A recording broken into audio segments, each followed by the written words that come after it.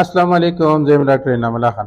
دا یو ورکوټي کاف راغلی دی د 2 میاشتو او ډېر زیاته په تیزه ساه هم اخلي او ټریمبلینګ دی پکې، مطلب وجود ټینګوي هم نشي. د 2-3 ورځو نه په دې کې ټریټمنټ هم شوی دی او په دې خپو کې او په دې ټول وجود کې پړسوب راغلی دی. ټمپریچر یې 104 دی. خیال هم دی ځان نشي ټینګولی بالکل. دې ته 2-3 ورځې علاج هم شوی دی، د تیلیریوسس علاج ورته شوی دی، بیا ما طرف ته راوړلی شو. نو کله چې د دې مونږ معاینه وکړل نه او د دې نه مونږ بلډ سیمپل هم غوښتو، هغه لیب ته هم لیږو فردر د دغه لپاره انویسټیګیشن لپاره. د دې دا ټول وجود پړسېدلی، ګوره دا سټ پړسېدلی دی، غوږونه پړسېدلي دي، ملا پړسېدلې ده، دا تایز نه دي رانچ ورته وایي خپې دا پړسېدلي دي، مخ هم پرې لږ ځای کې پړسېدلی دی. ګوره داسې انفیکشن چې دی په دې کې چې ټول وجود پړسېږي دا په کلاستریډیل انفیکشن کې کېږي. کلاستریډیا یو داسې بکټیریا ده چې هغه د سرمن لاندې په انیروبیک کنډیشن کې پای. انیروبیک هغې ته وایي چې د اکسیجن ضرورت ورته نه وي.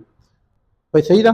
دا ګوره په دې کې د تیلیریوسس ساین سیمټم کېږي، نو ډېرو کسانو ورته د تیلیریوسس علاج هم کړی دی خو څه فایده یې نه ده کړی. کلاستریډیل انفیکشن ډېر خطرناک یو انفیکشن دی، ټایم هم کم ورکوي. صحیح ده. ګوره تاسو په دې کې اتو رخپه چې ورته کالاپا یا ټیټنس داسې نورې دا ټولې د کلاستریډیم نه کېږي.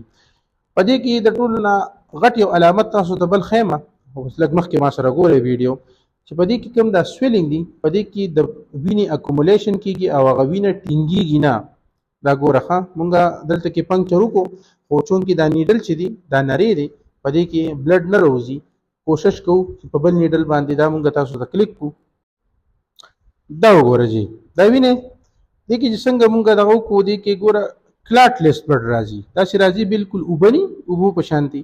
دا یو مین ساين دی د کلاستریډیل انفیکشن چې په دې کې به د سرمن نه لاندې ټوله وینه داسې رو جمع کېږي او د دې د لاسه په پړسوب راځي.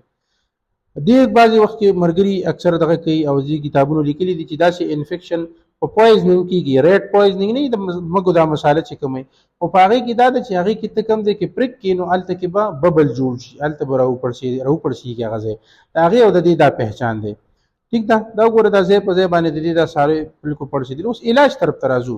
وګوره کلاستریډیل چې څونه بیماری ده د دې ډېر زیات مطلب ډېر زیات هغه تیزه وي دا بیماری. اکثر څاروي په 24 غنټو کې په 48 غنټو کې وړي، خو بهترین دی کې ډرګ آف چایس چې دی مونږ پنسلین 5 ګرام کو سحر ماښام بی ډي کې په بی ډي کې کو چې واحد دا یو ډوز دی چې دې ته دا لکشانته په دې باندې اثر کوي په دې بیماری کې، ورنه د دې خاص علاج بیا نه وي ځکه دا ډېر زیات یو شاطره جراثیم دي چې هغه بالکل دغه دا وګوره د خپې داسې وینې په دې کې کریپیټیټنګ ساوند هم دی بالکل د بلیک لیک په شانتې څنګه چې توره خپۍ که نه بلیک واټر ورته وایي د هغې کریپیټیټنګ ساوند هم دی.